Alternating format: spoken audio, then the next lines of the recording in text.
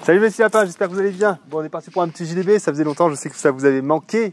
Et oui, mais nous on était occupés à faire de la découpe, à faire de la tuerie, à faire plein de choses et d'autres qui nous ont empêchés de vous montrer un petit peu ce qui se passait ici. Avant toute chose, j'avais envie de vous prévenir que samedi à 20h30, nous allons faire un live. Nous allons être avec deux maraîchers, Adrien Cano et Marine Durand. Donc ce sont deux maraîchers qui sont passés pas mal dans la presse ces derniers temps et en particulier sur Combini. Il se trouve qu'ils sont dans une situation délicate puisque ils ont le désir d'habiter sur leur lieu de travail et que la mairie s'y oppose pour plein de raisons différentes. Alors du coup j'avais fait une matinale qui était très brouillonne puisque je lisais juste une actualité à leur sujet et donc c'était difficile de poser un avis là-dessus.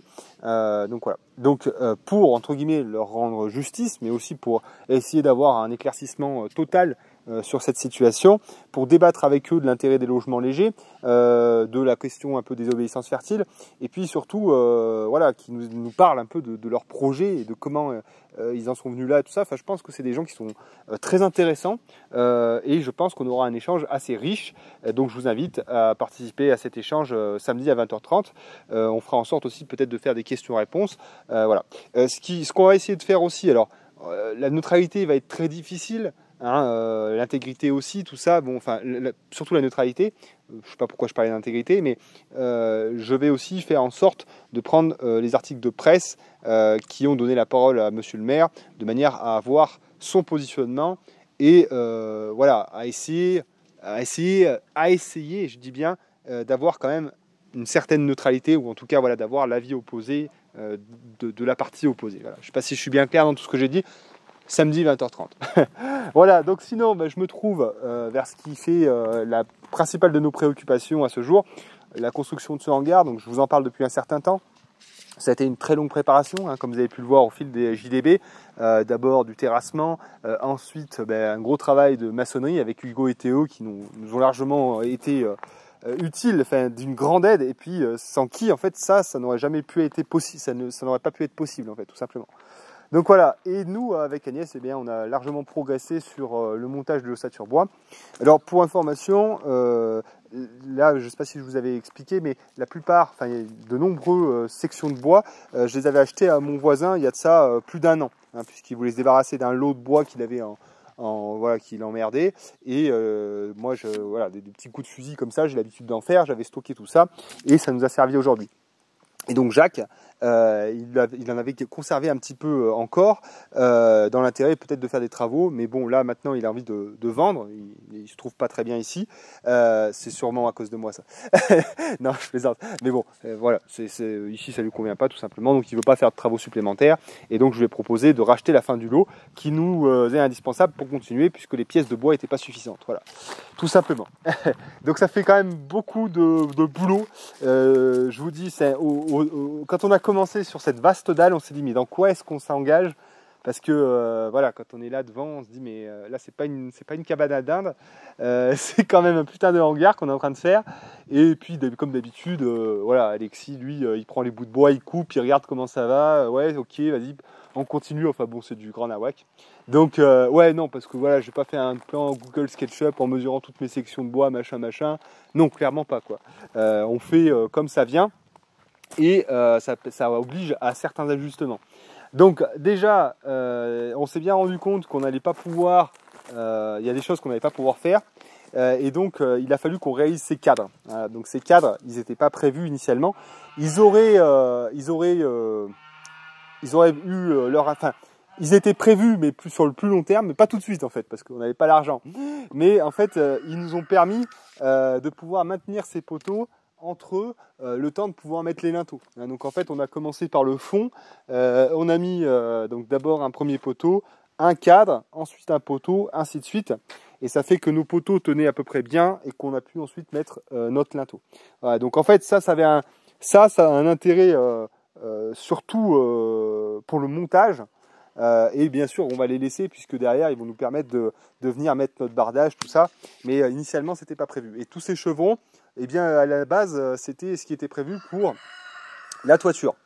Et donc, il faut que je rachète une cinquantaine, voire un peu plus, de 6-8 pour ma toiture. Donc, encore une fois, c'était pas un truc prévu. Bon, de toute façon, je savais bien que ça allait se passer comme ça. Donc, voilà. Donc bon, il n'y a pas grand chose à dire, hein. C'est des petits réglables qui ont été utilisés hein, pour éviter en fait des remontées capillaires dans le bois et puis pour pouvoir ajuster aux besoins. Voilà. Ensuite, les sections, là c'est du 7 par 22, c'est ça Agnès? Ouais, 7 par 22 qui font 4 mètres, donc on les recoupe.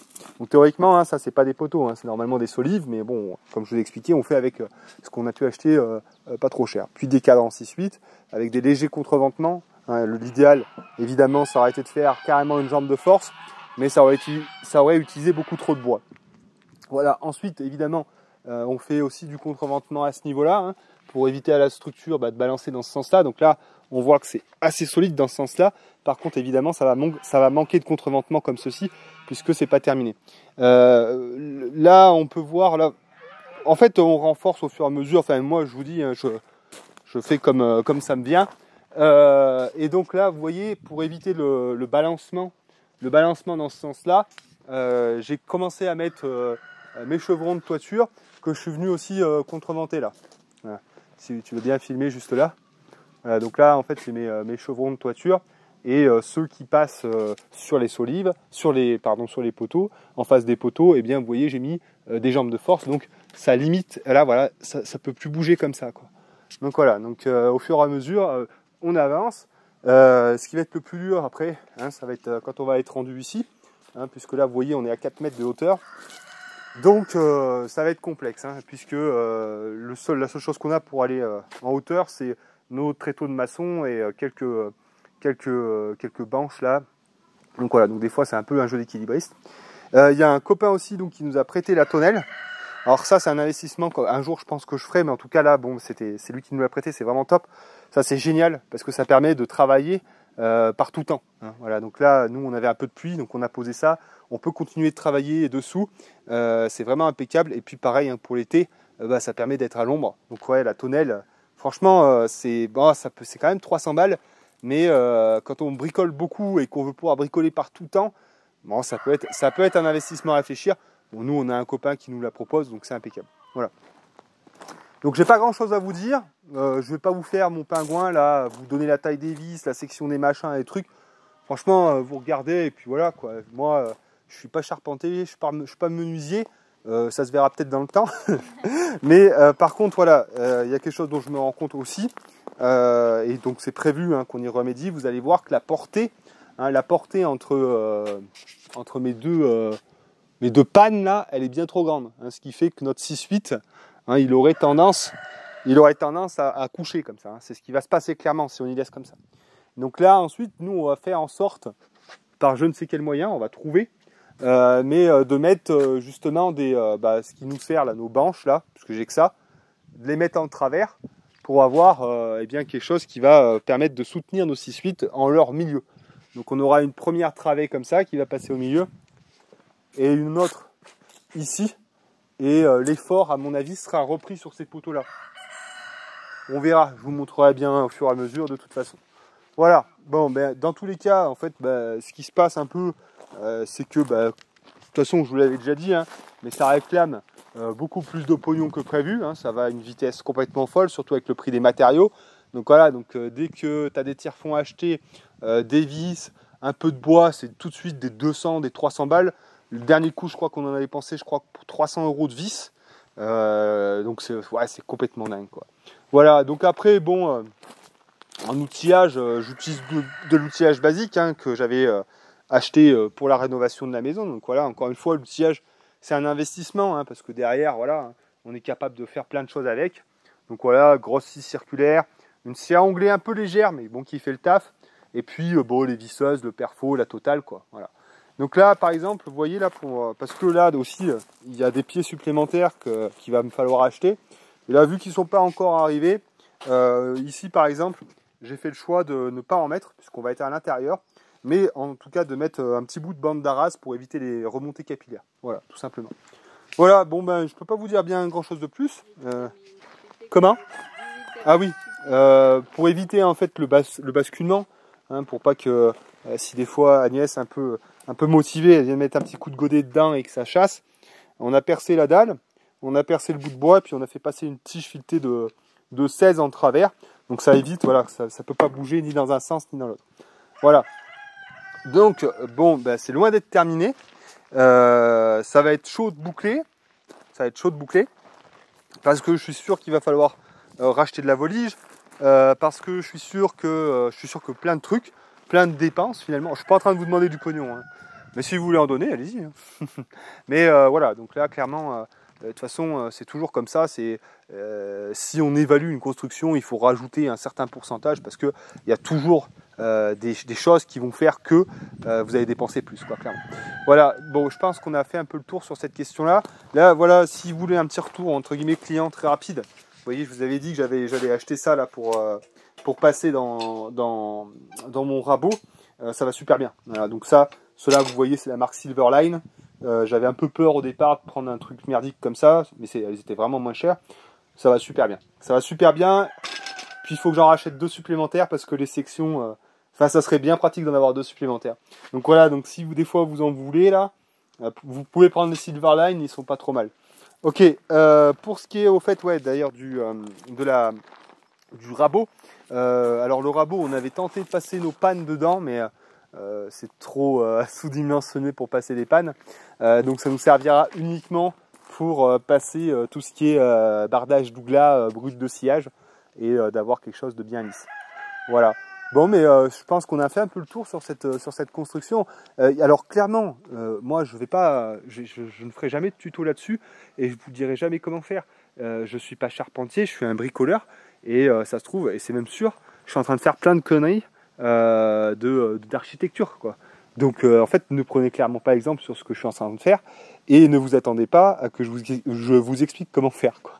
Voilà, non mais je préfère le dire parce qu'il y a plein de gens qui disent ouais, on veut un tuto machin. Non, vous aurez pas de tuto, les gars. Je suis clairement pas bon pour faire un tuto, quoi. Donc voilà. Et il n'y a pas d'assemblage, hein. Il n'y a pas de tenon, il n'y a pas de mortaise. Moi, c'est tout en vis, hein. Je vous le dis, hein, c'est pas de la menuiserie et de la charpente traditionnelle, hein. Non, je m'emmerde pas avec ça, quoi. J'ai pas le temps et j'ai pas le savoir-faire et j'ai pas l'outillage. Hein, peut-être plus tard, je m'amuserai à prendre du plaisir à faire des choses comme ça, mais clairement là aujourd'hui, non, c'est mort, quoi. Voilà, donc et ben voilà, et puis ouais, non mais ça va aller super vite parce que après quand tu vas prendre par exemple tout ce qui va être zinguerie là, gouttière, machin, mon coco là, ça va, la carte bleue elle va brûler, quoi, elle va prendre en feu la carte bleue.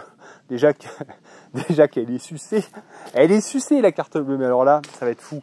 Voilà, c'est comme ça, hein. De toute façon après voilà, ce qu'il faut voir c'est que tout ça c'est de l'argent à investir, hein. Faut pas avoir peur, enfin là de créer de la surface couverte. C'est jamais un mauvais investissement. Très clairement, c'est jamais un mauvais investissement. Déjà pour des questions de stockage, mais enfin bon, pour toutes les questions logistiques que j'ai déjà énumérées largement. Voilà, alors je peux vous montrer 2-3 bricoles que j'ai pu faire, mais après on arrêtera parce qu'on va pas durer 3 heures là-dessus. Donc je vous montrerai au fur et à mesure comment est-ce qu'on avance. Alors là pour les sceptiques, hein, si, on monte ça à 2. Non, parce qu'il y en a qui vont dire ouais, il y a une équipe derrière, il est plein de pognon et tout. Non. Je fais ça avec ma femme. Et c'est tout. Après, vous pouvez y croire, vous pouvez pas y croire, mais on fait ça qu'à 2. Voilà, parce qu'il y en avait là qui aimaient bien ramener leurs fraises. Ouais, tu critiques Brian, mais tu demandes l'aide à tes voisins et tout. Ouais, j'ai 2 collègues effectivement qui m'ont aidé à faire à couler le béton parce que voilà, clairement, c'était pas possible à 2, il fallait être 4. Mais là, les gars, c'est nous 2. Hein, il n'y a pas, tu vois, je fais pas venir des malins, tu vois. Non. Donc et des fois, oui, je suis obligé un petit peu de bidouiller tout seul parce que Agnès, elle fait pas la bonne taille. Des dons pour Agnès pour qu'on lui paye une chirurgie qui la fasse grandir. Voilà, alors sinon, je voulais juste des bricoles. Vraiment, on va faire 2 bricoles rapides. Je vous avais parlé de ma brouette là, qui était en carafe. Elle est où la brouette d'ailleurs? Elle est là-bas, merde. Bon, mais juste vite fait. Vous savez que je râlais après mon diable là, qui était tout le temps dégonflé. Ses pneus, c'est une tannée. Donc là, j'ai encore fait des frais, mais j'ai remplacé là par des pneus pleins là. Donc là, voilà, maintenant. Putain, mais il est pas là. Il est où? Ah mais non, il est là. Donc ouais, non, j'ai. Mais les deux, le diable et la brouette. Désolé. Mais du coup, voilà. Voilà, brouette, diable, il y a le problème le plus courant, c'est d'avoir des pneus qui tiennent rien, qui sont toujours percés, qui sont impossibles à réparer, etc. etc. C'est une merde pas possible. Donc là, moi maintenant, j'investis toujours dans les pneus pleins. Donc ça c'est pareil, hein, ça vient d'Amazon. Voilà, bon, il n'y a pas de lien dans la description, hein, je vous le dis parce que voilà, je vous le dis. Mais ça c'est peut-être très bon qui arrive. Je sais pas si c'est Raymond ou livreur GS. Ouais. Ouais, enfin bon bref. Ouais. Donc roue pleine et pareil sur la brouette thermique, c'est une roue en PU. Et ce que je vais faire, bah voilà, donc en fait là il suffit juste de prendre l'anthrax, le diamètre des roues, enfin vous n'êtes pas con quoi. Et après vous changez et puis c'est reparti. Voilà. Je pense que je vais peut-être bien vous laisser parce qu'il y a Raymond qui vient tourner le linteau là. Non, c'est du passé en bas, j'en sais rien. Ouais, bon vite fait, je vous montre. T'as mis où la brouette, biche? La brouette. Ah bah elle est là, oui. Où ça là? Oh. Puis après je vais vous laisser parce que ils viennent à midi pour travailler. Putain, j'y aime pas bien ça, mais bon c'est comme ça. Donc là vous voyez, j'avais fait ma petite réparation. Donc axe de 16, hein, j'en avais déjà parlé. Donc j'ai pu la rentrer, regardez juste là. J'ai pu la rentrer de force dans l'axe d'origine. Hein, ça tombait bien, l'axe de 16 il est rentré pile poil dans l'axe d'origine. Donc après l'axe d'origine forcément il va impeccable dans le palier. Et après j'ai fait un petit coup de soudure, j'ai fait une petite goutte de soudure d'un côté et de l'autre. Et ça bouge plus et ça va impeccable. Voilà, bon tout simple quoi, hein. C'est des petits bricolages, mais vous voyez encore une fois la soudure, hein, ouais, vous voyez la petite larme de soudure là. Vous voyez donc ça m'aide bien quoi. Voilà, allez, je vais aller voir Raymond parce que il va falloir faire le chef des travaux. Je vous remercie, je vous dis donc à samedi 20h30, je vous fais plein de bisous, à la prochaine, ciao.